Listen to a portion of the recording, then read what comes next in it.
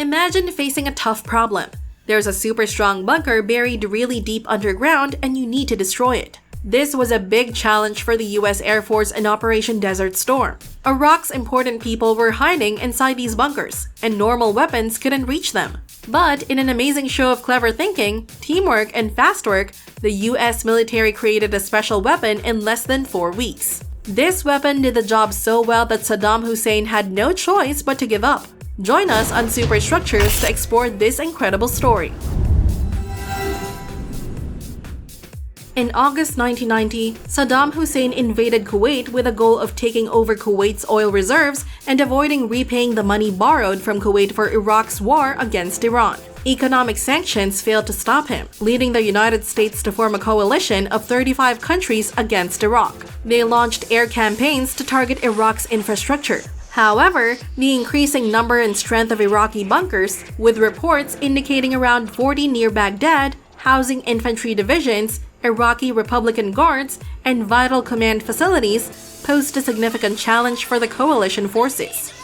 The concrete bunkers in Iraq, buried 30 to 50 feet below ground, were resistant to direct hits from BLU-109 hardened penetration bombs designed for 4 to 6 feet of reinforced concrete. A team of US Air Force engineers and Lockheed Missiles and Space Company, creators of the BLU-109, collaborated to find a solution. They explored various options, including a dense penetrator BLU-109 and an unmanned hypersonic vehicle. However, these developments would take months, and an urgent solution was required. Engineers at Eglin Air Force Base was proposed a heavyweight bomb, dropped from a high-altitude B-52 to deliver enough kinetic energy to penetrate deeply into the heavily fortified bunkers. The major challenge was creating a bomb casing capable of penetrating deep layers of soil and concrete without being crushed. The idea emerged to use Army 8-inch howitzer barrels as they might have the right material properties. The Eglin Air Force engineers requested the Army to ship these barrels to Watervliet Arsenal, known for its precision in machining gun barrels. With bomb specifications not yet finalized, Eglin had to present a briefing to top brass in a week. The decision to deliver the bomb using an F-111 fighter required downsizing from 6,500 pounds to 4,700 pounds. Engineers collaborated with Lockheed Rockwell, produced explosive pellets, booked wind tunnel time, and arranged for BLU-109 nose cones at Watervliet Arsenal. During the go or no-go decision on February 13, 1991, Eglin Air Base committed to delivering 2 test rounds and 2 operational rounds in just 2 weeks, receiving the go-ahead. Watervliet received howitzer barrels, nose cones, and specifications from Lockheed by the week's end. At Watervliet, machinists worked non-stop 7 days a week in multiple shifts to produce the penetrator's body. The barrel's external hoops and rails were cut off, shortened to the penetrator's rough length, and the chrome plating was removed. The machining continued despite the unfinished design, with spec changes phoned in while machining was ongoing. A 30-hour precision boring operation occurred concurrently, while Lockheed engineers determined final bore dimensions to fit the nose cone. The gun's rifling, the only evidence of its military role, was machined away. A total of 15 engineering design changes were estimated during the manufacturing process, achieved through a collaborative team effort. During the cannon-to-penetrator conversions, the nose cone was heat-shrunk onto the body, preheated with special torches, and welded into place over a 12-hour operation. Various wing attachment configurations were machined on the munition body. After completing finishing operations, the team prepared for assembly. On February 16th, the first penetrator was loaded onto a US Air Force Air National Guard C-130 cargo plane with wet paint. The second bomb followed a few hours later, while work on rounds 3 and 4 began immediately at Watervliet. Upon the bomb casing's arrival at Eglin Air Force Base, loading them with explosives became a challenge. The 13-feet casing was too large for existing facilities, so the loading had to be done outside.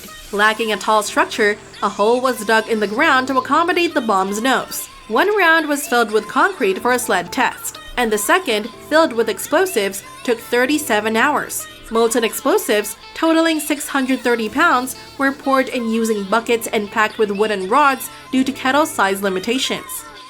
The fully assembled penetrator was equipped with a laser-guided head at the front and stabilizing fins at the rear. The inaugural GBU-28 was prepared for action. In February 24, 1991, it was affixed to an F-111 and an inert test drop was executed in Nevada's desert sands. The weapon hit the ground at supersonic speed, burying itself over 100 feet deep. The decision was made not to excavate it due to the prohibitive cost. 2 days later, a rocket sled test took place at Holloman Air Force Base in New Mexico. Fired against a 22-foot thick stack of steel-reinforced concrete slabs, the penetrator traveled over half a mile after piercing the barrier. The successful tests affirmed the GBU-28's capability. Rounds 3 and 4 were prepared at Watervliet, packed with explosives at Eglin Air Force Base, and promptly transported to Saudi Arabia for deployment. On February 27, 1991, 2 Air Force F-111 fighters released their laser guide penetrators on a suspected command and control bunker housing top Iraqi military officials. The first aircraft missed the target, but the second one hit it successfully. Within moments, smoke emerged from the bunker's air vents, indicating that the bomb had penetrated deep into the structure. This was later confirmed by bomb assessment photos, revealing a substantial hole in the bunker's top. Remarkably, the GBU-28 set a record for the fewest test drops before operational deployment, with only 1 test drop compared to the typical 30 drops for most U.S. Air Force bombs. There is speculation that the abrupt Iraqi ceasefire, declared just 1 day after the bunker was struck, might be linked to Saddam Hussein realizing that their final stronghold had been compromised. The once impenetrable deep bunkers were no longer a secure refuge. While Iraqi soldiers had been surrendering or retreating in the days leading up to the event, and Iraq had announced its full withdrawal from Kuwait the day before the bomb was deployed, the GBU-28 bunker buster could have played a decisive role in hastening the cessation of hostilities. Incredible feats of engineering and collaboration often emerge during times of conflict, shaping the course of history. The GBU-28 bunker buster stands as a testament to human ingenuity and determination.